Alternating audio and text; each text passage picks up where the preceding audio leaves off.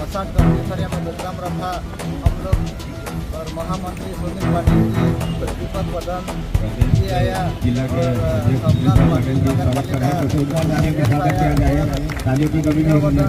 आया और हमारे मसाट पंचायत के जिला पंचायत रेखाबेन, उप सरपंच सुमित्राबेन सभ्य और मिलकर हम लोग मसाट कर्मचारी में प्रोग्राम रखा और मोदी साहब आने के तैयारी कर रहे हैं इधर मसाट में। हम लोग आज मीटिंग किया उधर सब लोग को बताया कि सब लोग एकदम उत्साह में है।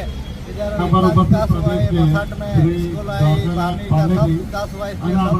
मोदी साहेब मुख्य બે પ્રોજેક્ટના વડાપ્રધાન કરવા આપણે નરેન્દ્રભાઈ મોદી સાહેબ આવવાના છે। આપણા ગાંધીનગર આવેલી દમણ દીવની મુલાકાત લેવા માટે જૂન મહિનાના પહેલા અઠવાડિયામાં આવવાના છે।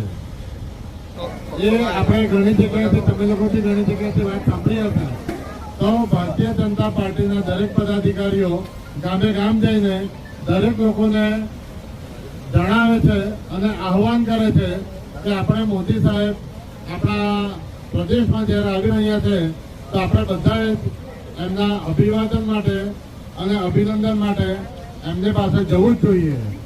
એ આપ સૌને આહવાન કરવા માટે અમે બધા આપની વચ્ચે આવ્યા છે। હવે મોદી સાહેબ આપણા પ્રદેશમાં કેટલી વાર આવ્યા તો 7 વખત આવી ગયા। એક વખત દીવમાં આવ્યા, 3 વખત દમણમાં આવ્યા, 4 વખત આપણા નગર હવેલીમાં આવ્યા, 7 વખત આવી ગયા છે। 8મી વખત અત્યારે પાછા આવવાના છે, દમણમાં આવવાના છે। આ વખતે પણ દમણમાં આવવાના એટલે આપણને કઈ લાગે વળગે એવું નથી। દમણમાં મોદી સાહેબ આવવાના છે અને ટોટલ 59 પ્રોજેક્ટો લોકાર્પણ કરવાના છે। 59 પ્રોજેક્ટ એટલે લગભગ 3000 કરોડથી પણ વધારે પૈસા જેમાં લાગ્યા છે તેવા પ્રોજેક્ટો લોકાર્પણ કે ખાતમુહૂર્ત કરવા માટે આવી રહ્યા છે। એમાં આપણા પ્રદેશમાં પણ ઘણા બધા પ્રોજેક્ટ છે। જો 59 તો ઘણા બધા પ્રોજેક્ટ છે પણ જો 2-4 પ્રોજેક્ટની વાત કરું તો સાબરમતી પંચાયત છે, નવી પંચાયત બિલ્ડિંગ એનું પણ લોકાર્પણ થઈ શકે। રખોલીની પણ નવી પંચાયત બિલ્ડિંગ બની છે એનું પણ લોકાર્પણ થઈ શકે। સરગસપુર હાઈસ્કૂલ પાસે નવો ફ્લાયઓવર બ્રિજ બન્યો છે એનું પણ લોકાર્પણ થઈ શકે। આવા ઘણા બધા આપણા નગરપાલિકાના પ્રોજેક્ટ છે એનું લોકાર્પણ થવા તમે જોયું।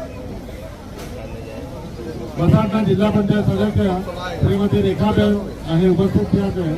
રેખાબેનનું આજની સભામાં મોદી સાહેબ મુખ્ય 2 પ્રોજેક્ટનું લોકાર્પણ કરવા યશસ્વી પ્રધાનમંત્રી આવવાના છે। આદરણીય મોદી સાહેબ આપણા પ્રદેશમાં પધારી રહ્યા છે તો મિત્રો આપણું સૌની જવાબદારી બને જે પ્રધાનમંત્રી આપણા પ્રદેશમાં જે આપણે વિચારેલું ન હતું એના કરતા પણ ઘણું વધારે આપણા પ્રદેશને આપ્યું છે। એવા પ્રદેશના આપણે પ્રધાનમંત્રીજીનું સ્વાગત કરવા માટે જવું જોઈએ ને।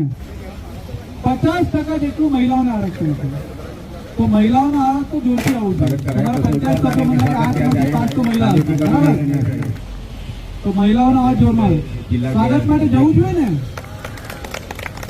હમણાં જયારે પ્રશાસક શ્રી પ્રફુલભાઈ પટેલજીના કુશળ નેતૃત્વમાં આપણા પ્રદેશમાં ઘણા બધા વિકાસના કામો થયા છે।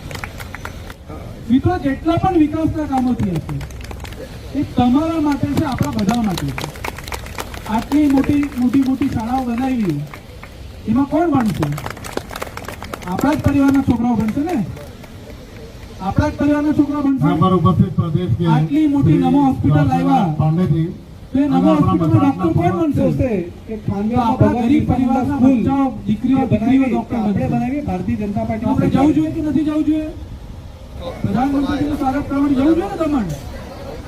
તો એના માટે હું તમારા વચ્ચે આવ્યો છું કે જે પ્રધાનમંત્રી કે ખાનવેલમાં ભગવાન બિરસા મુંડા સ્કૂલ ચૂકલા સંઘ બનાવી કે આપણે બનાવી આટલા મોટા કામો કર્યા હોય મોદી સાહેબ આટલી મોટી ભેટો આપણને આપી હોય લોકાર્પણ કરવા આપણા એ પ્રધાનમંત્રીજીનું સ્વાગત આપણે સ્વાગત કરવા માટે જવું અને આપણા સમય હતો કે ગરીબ પરિવારનો છોકરો